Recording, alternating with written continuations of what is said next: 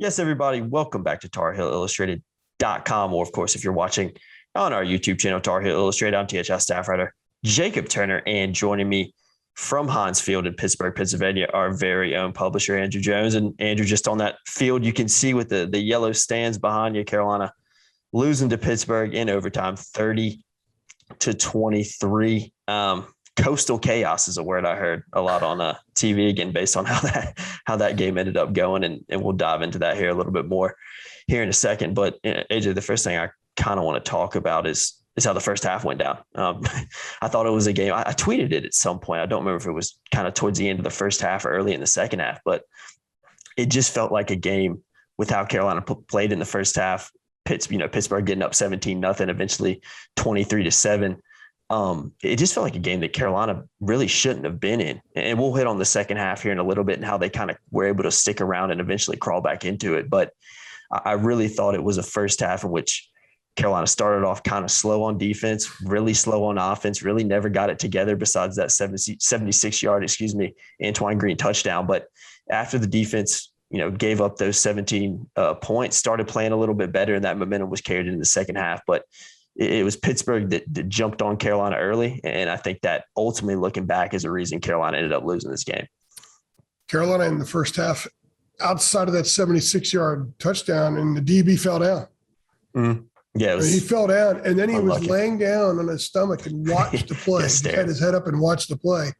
We got a kick out of it up in the press box. I did see that on TV. Other than that play, Carolina had 44 yards and 2 first downs in the first half on offense. And defensively, they were getting shredded. I mean, it was a Kenny Pickett 400-yard kind of night. There were 39 NFL scouts here. Yeah.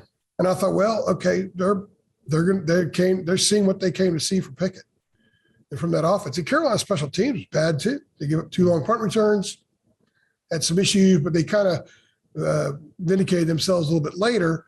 But the first half was terrible. And I talked to some Pitt writers at halftime, and I said, shame on Pitt for not putting them away.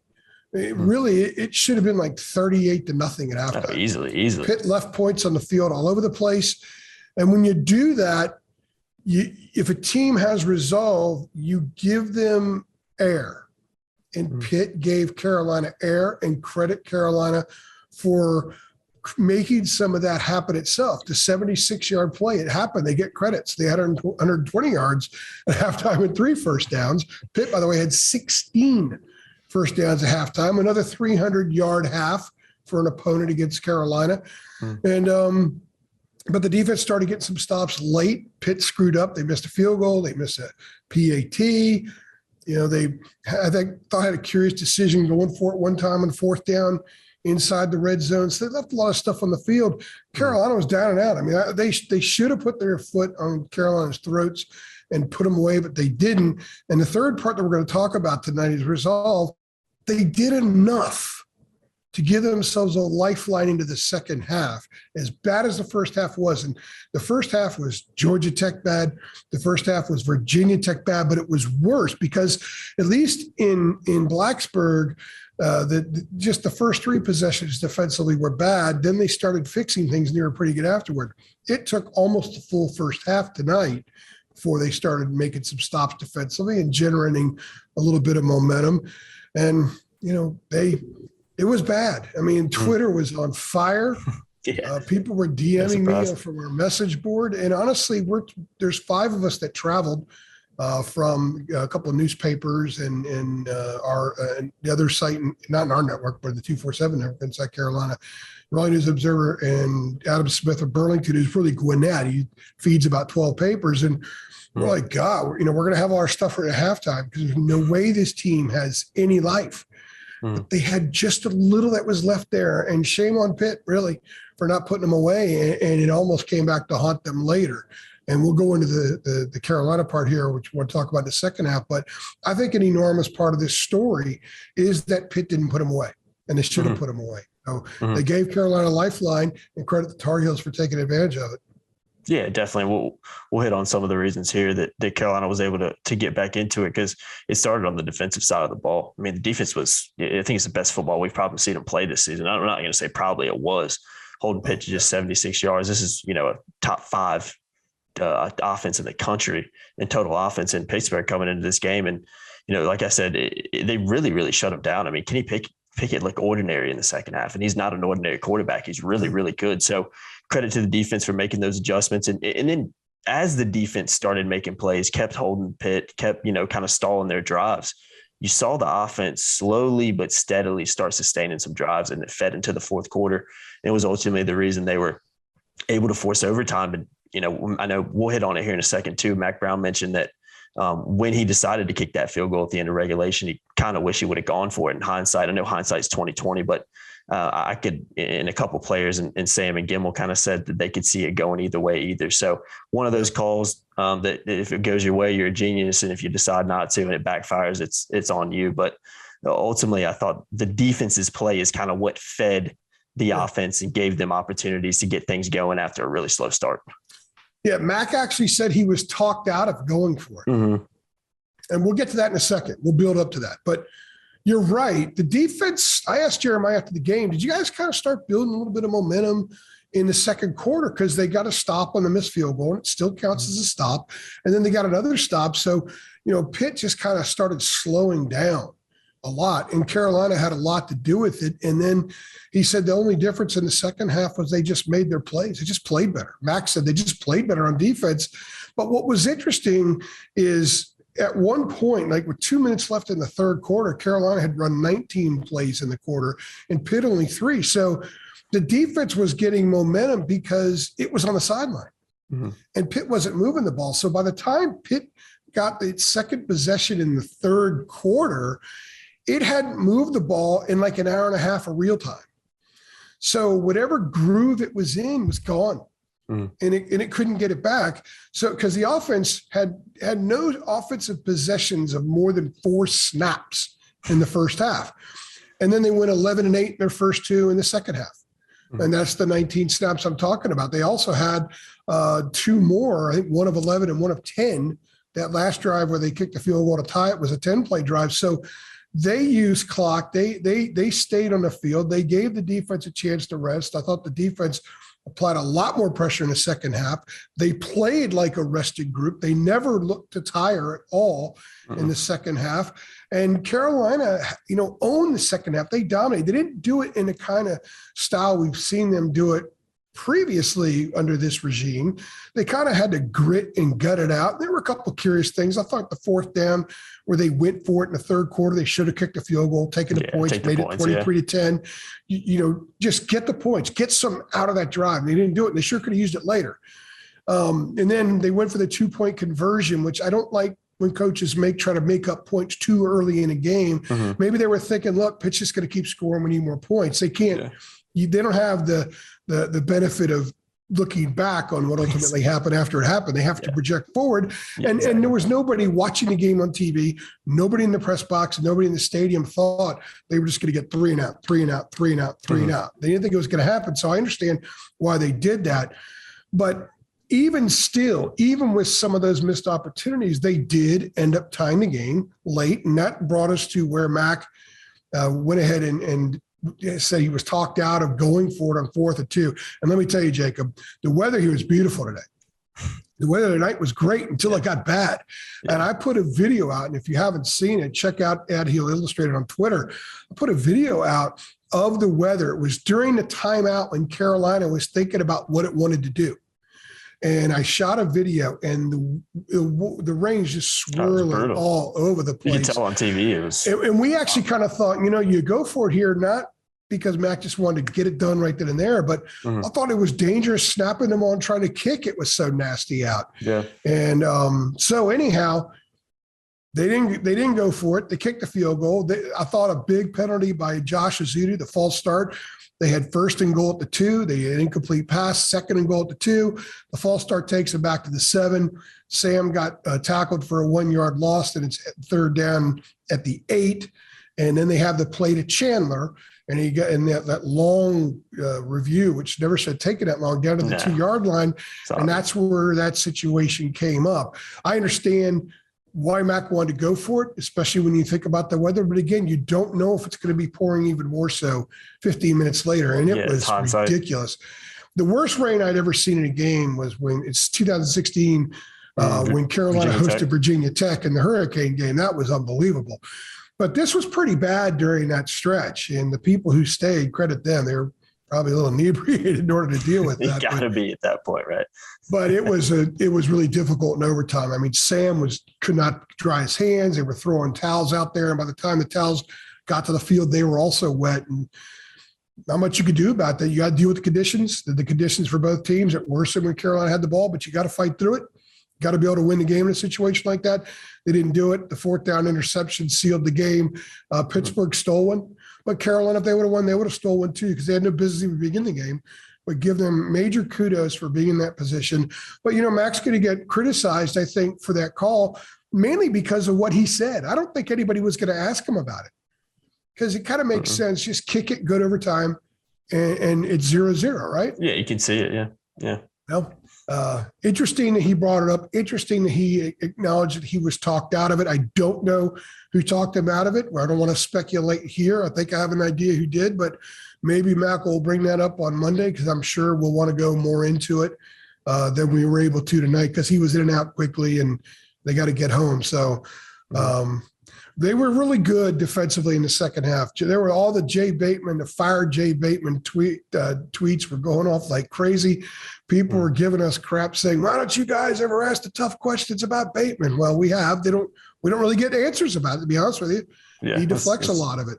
But give him credit and give his defense credit for completely shutting down one of the best offenses in college football and shutting down a damn good quarterback who they've been shredding everybody else, and Carolina shut them down. So nobody thought that the 73 over-under point spread would be an issue tonight. Everybody thought, that's easy money, right? Well, nope. Yeah. Defense played well. This was a strange game from beginning to end, Jacob. Yeah, I tweeted at one point that I think it was like 23-13. If I was like, if someone would have told me it would be 23-13 at this point in the game, I would have laughed at you before it kicked off. There was just no way. I thought this was a shootout waiting to happen, and it was kind of refreshing not to see one. It looked like we were headed towards 600 yards and 45, 50 points for Pitt there for a while. Seriously. So I mean, huge kudos to Carolina. Jeremiah Gilmore played fantastic.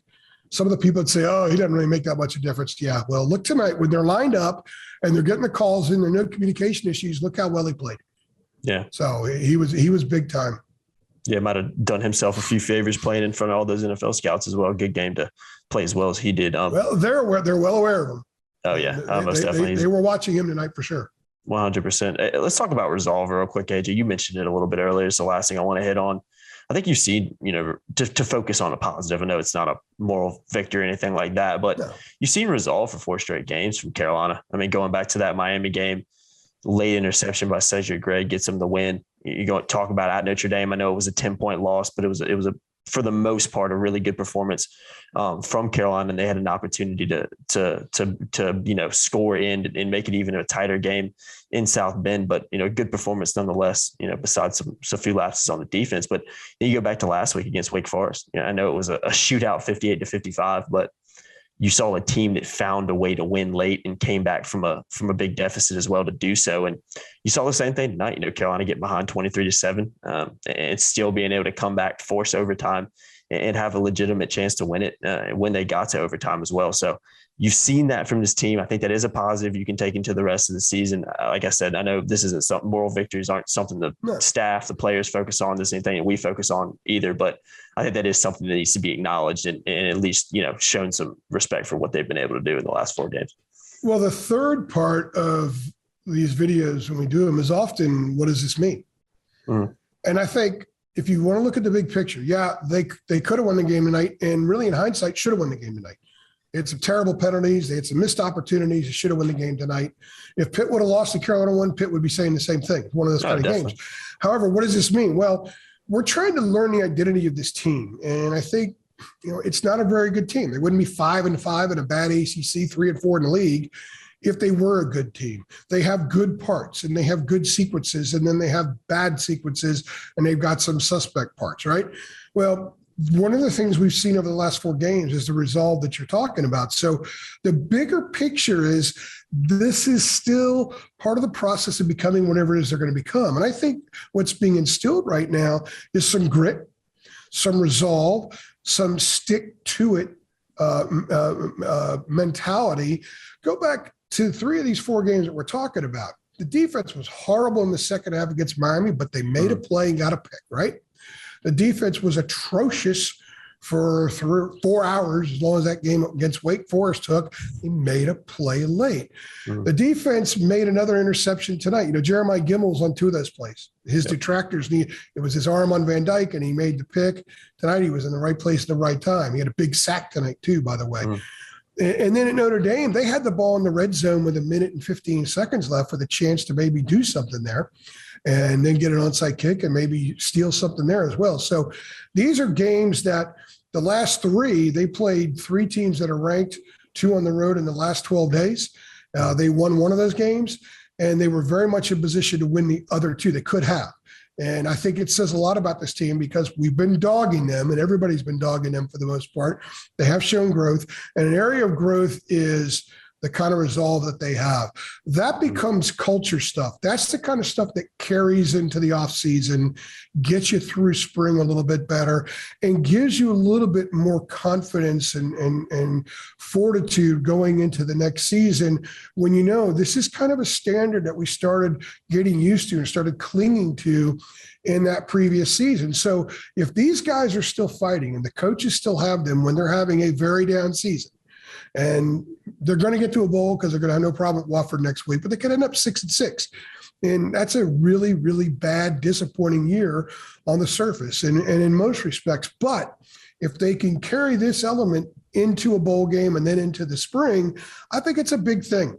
And I asked Mac about it after the game, and you could tell by his response that it is a big thing because he told us a couple of weeks ago, look, the way we close, we're going to connect that to the spring. We're going to then connect it to August. And then when the season starts, I guess at the end of August next year. So these are important things. These are important intangibles that have to be instilled. Imagine building a house and everyone wants to know what the shutters look like and the door looks like and all that kind of stuff. But, you know, there's a lot of things you don't really see that are the fortification of the house that really makes it a special house. And these are that's what this is. This is one of those things no one's ever going to see on the outside of the house, but it's very, very important. So no silver lining stuff. And I even said to Mac, I'm not going silver lining here, but this is something that is growing out of this season. And I think it's noteworthy that we discuss it. I think fans need to embrace it and see it as one of the few positives. And it's a really, really good positive because if that becomes who this program is, when they are better next year and when the younger guys are older, it's going to carry them to victories in these games, the ones that they're losing and still showing resolve. Most definitely. Yeah. Well said, AJ. Like I said, I think it's something you got to focus on, and at least, like you said, going into next year, where this team's at right now is something you really got to switch the focus to. So yeah, tough loss for Carolina tonight, 30-23 in overtime, Thursday night football in Pittsburgh. But that's going to do it for us, AJ. I know you got a 9:00 flight coming up, so the clock's ticking. No. But I have 12:42 right now. My flight leaves at 5:40. Oh, it's a 5:40 flight. Oh, the clock's So I've really ticking. So I've still got all my writing, most of my writing to do. I won't get out of here till at least 3:15. Go straight to the airport. I'll be the only guy going through TSA again. So I'll get those. What's this guy doing here so early? I got nowhere to go. Right there. I didn't get a hotel room, just in and out, man. 5-hour energy's ready to go as well. And we got basketball tomorrow night. So hey, man, not the late one tomorrow night as well too. Yes, and I do have one more 5-hour energy to drink. So he's good to go, guys. I'll be guzzling that thing in about 3 minutes. Exactly. As soon as he hops off, it's over for that 5-hour energy. That's going to do it for us. We've been TarIllustrated.com. I've been Jacob Turner. He's been Andrew Jones. As always, guys, make sure you like, share, subscribe, hit that notification bell as well, and head on over to TarIllustrated.com for all your post-game coverage from tonight's game. And like AJ mentioned, all your stuff leading up and post-game for tomorrow night's basketball game. Thank you guys for watching, and we'll see you in the next one. Thanks.